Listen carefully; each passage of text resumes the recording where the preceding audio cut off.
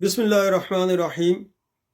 آج انشاءاللہ عز و جل صراط الذین انعمت علیہم غیر المغضوب علیہم ولا الضالین کا جو ہے وہ ترجمہ اور تفسیر سنیں گے۔ تو بسم اللہ الرحمن الرحیم، صراط الذین انعمت علیہم غیر المغضوب علیہم ولا الضالین۔ ترجمہ کنز العرفان۔ ان لوگوں کا راستہ جن پر تو نے احسان کیا، نہ کہ ان کا راستہ جن پر غضب ہوا اور نہ بہکے ہووں کا۔ صراط الذین انعمت علیہم، ان لوگوں کا راستہ جن پر تو نے احسان کیا۔ یہ جملہ اس سے پہلی والی آیت کی تفسیر ہے کہ صراط مستقیم سے مراد ان لوگوں کا راستہ ہے جن پر اللہ تعالیٰ نے احسان و انعام فرمایا، اور جن لوگوں پر اللہ تعالیٰ نے اپنا فضل و احسان فرمایا ہے ان کے بارے میں اللہ تعالیٰ سورۃ النساء میں ارشاد فرماتا ہے، وَمَن يُطِعِ اللَّهَ وَالرَّسُولَ فَأُولَئِكَ مَعَ الَّذِينَ أَنْعَمَ اللَّهُ عَلَيْهِم مِّنَ النَّبِيِّينَ وَالصِّدِّيقِينَ وَالشُّهَدَاءِ وَالصَّالِحِينَ وَحَسُنَ أُولَئِكَ رَفِيقًا۔ ترجمہ کنز العرفان۔ اور جو اللہ اور رسول کی اطاعت کرے تو وہ ان لوگوں کے ساتھ ہوں گے جن پر اللہ نے فضل کیا، یعنی انبیاء اور صدیقین اور شہداء اور صالحین، اور یہ کتنے اچھے ساتھی ہیں۔ آیت صراط الذین انعمت علیہم سے معلوم ہونے والے مسائل۔ اس آیت سے دو باتیں معلوم ہوئیں۔ نمبر ایک، جن امور پر بزرگان دین کا عمل رہا ہو وہ صراط مستقیم میں داخل ہیں۔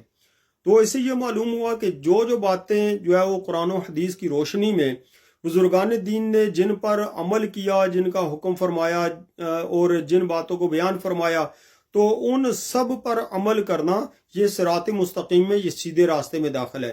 بعض لوگ کہتے ہیں جی آپ یہ بات کیوں کرتے ہیں، آپ اس بات پہ عمل کیوں کرتے ہیں، یہ تو فلاں بزرگ نے ہی فرمایا نا، کوئی نبی علیہ الصلوۃ والسلام تو نہیں فرمایا، یا جو ہے وہ کسی حدیث میں قرآنی آیت میں تو نہیں آیا اس کا۔ تو بزرگان دین رحمہ اللہ جن باتوں پر عمل کرتے ہیں وہ قرآن اور حدیث کی روشنی میں ہی عمل کرتے ہیں۔ کسی بھی بزرگ نے کوئی ایسی چیز اپنی طرف سے ایجاد نہیں فرمائی جس کا تعلق ڈائریکٹلی یا انڈائریکٹلی قرآن، حدیث اور صحابہ کرام رضی اللہ تعالیٰ عنہم کے عمل سے ظاہر نہ ہوتا ہو۔ تو ہم بزرگان دین کی پیروی کریں گے انشاءاللہ عز و جل، تو پھر انشاءاللہ عز و جل ہم سیدھے راستے پر ہی ہوں گے۔ نمبر دو، امام فخر الدین رازی رحمۃ اللہ تعالیٰ علیہ فرماتے ہیں کہ بعض مفسرین نے فرمایا ہے کہ اہدنا الصراط المستقیم کے بعد صراط الذین انعمت علیہم کو ذکر کرنا اس بات کی دلیل ہے کہ مرید ہدایت اور مکاشفہ کے مقامات تک اسی صورت میں پہنچ سکتا ہے جب وہ کسی ایسے کامل پیر کی پیروی کرے جو درست راستے کی طرف اس کی رہنمائی کرے، غلطیوں اور گمراہیوں کی جگہوں سے اسے بچائے، کیونکہ اکثر لوگوں پر نقص غالب ہے اور ان کی عقلیں حق کو سمجھنے اور صحیح اور غلط میں امتیاز کرنے سے قاصر ہیں۔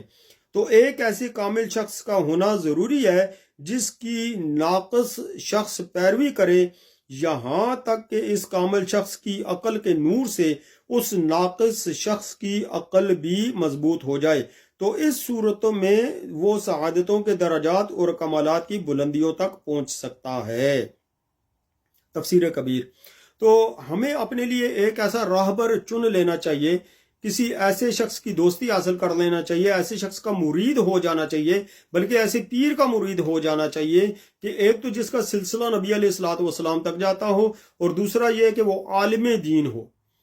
ولی کے لیے ہوا میں اڑنا، پانی پہ چلنا، جو ہے وہ غیب کی خبریں دے دینا یہ ضروری نہیں ہے، لیکن ولی کے لیے عالم ہونا ضروری ہے۔ وہ چاہے علم دنیا میں رہتی ہوئے حاصل کرے، دنیاوی لوگوں سے حاصل کرے، دنیاوی کتابیں پڑھ کر جو ہے وہ حاصل کریں، یا پھر اللہ تعالیٰ ڈائریکٹ اس کے سینے میں القاء فرما دے، جس طرح کے علم لدنی ہوتا ہے کہ وہ کسی سے پڑھے ہوئے نہیں ہوتے ہیں لیکن علم کی ایسے ایسے نقطے بیان کرتے ہیں کہ انسان کی عقل دھنگ رہ جاتی ہے۔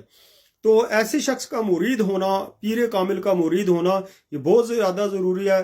جس کا پیر نہیں ہوتا، کتابوں میں آتا ہے کہ اس کا پیر شیطان ہوتا ہے، یعنی جس کا پیر، جسے ہدایت کرنے والا کوئی نہیں ہوتا، جسے سیدھے راستے پر چلانے والا کوئی نہیں ہوتا، جسے سیدھے راستے کی طرف رہنمائی کرنے والا کوئی نہیں ہوتا، تو اس کا پیر شیطان ہوتا ہے۔ یعنی شیطان اسے جو ہے وہ اس کی رہنمائی کرتا ہے اور اسے طرح طرح کے غلط کاموں میں جو ہے وہ غلط کاموں کی طرف لے کر جانے کی کوشش کرتا ہے۔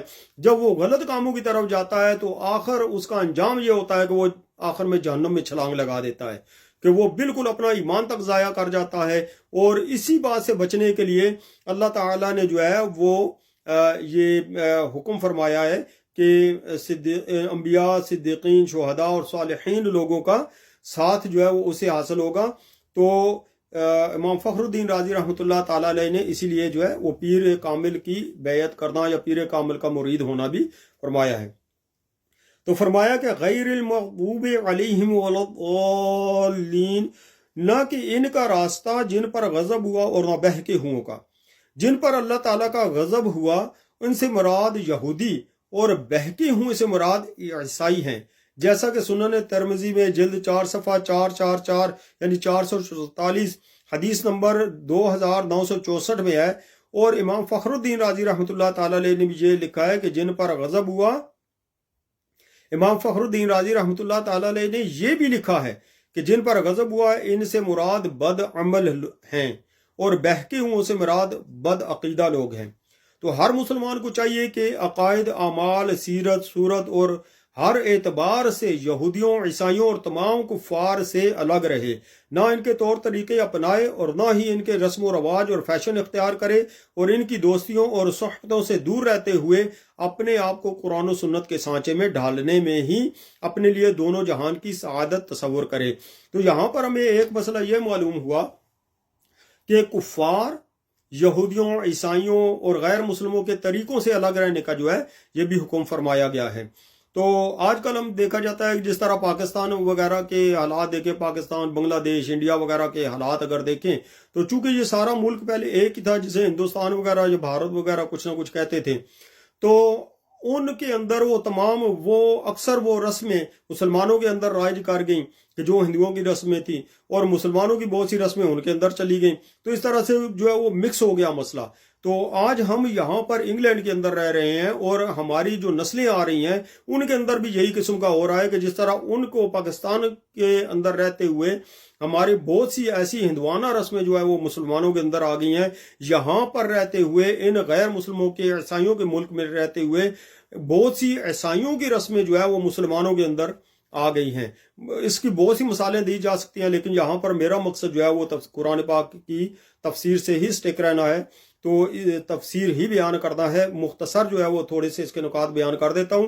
تو ہمیں غیر مسلموں کے طریقوں پر عمل نہیں کرنا چاہیے۔ اسلام کے طریقے اتنے پیارے ہیں کہ اگر ہم اسلام کے طریقوں پر عمل کریں تو دنیا میں بھی بھلائیاں ہیں، آخرت میں بھی بھلائیاں ہیں۔ آیت ولضالین سے متعلق شرعی مسئلہ۔ بعض لوگ ولضالین کو ولضالین پڑھتے ہیں، ان کا ایسا کرنا حرام ہے، یعنی ضاد کو ضو پڑھنا حرام ہے۔ اعلیٰ حضرت رحمۃ اللہ تعالی علیہ فرماتے ہیں کہ ضاد، ضو، ذال، زا یہ سب حروف متباینہ متغایرہ یعنی ایک دوسرے سے جدا جدا حرف ہیں۔ ان میں سے کسی کو دوسرے سے تلاوت قرآن میں قصداً بدلنا، اس کی جگہ اس کو یعنی ایک کی جگہ دوسرے لفظ کو پڑھ دینا، نماز میں ہو خواہ بیرون نماز میں ہو، نماز کے اندر پڑھیں یا بیرون نماز پڑھیں، تو حرام قطعی اور گناہ عظیم، افتراء علی اللہ و تحریف کتاب کریم ہے، یعنی اللہ تعالیٰ پر جھوٹ باندھنا ہے۔ تو اس لیے میرے پیارے بھائیوں ہمیں چاہیے کہ ہم ان الفاظ کو، ہم قرآن مجید کے مخارج کو جو ہے وہ سیکھیں، تجوید کو سیکھیں، انشاءاللہ عز و جل بہتری ہی بہتری ہوگی۔ آمین۔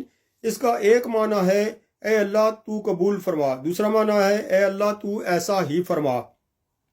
آمین سے متعلق شرعی مسائل۔ نمبر 1، یہ قرآن مجید کا کلمہ نہیں۔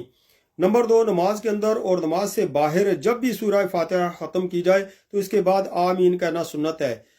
نمبر 3، احناف کے نزدیک نماز میں آمین بلند آواز سے نہیں بلکہ آہستہ کہی جائے گی۔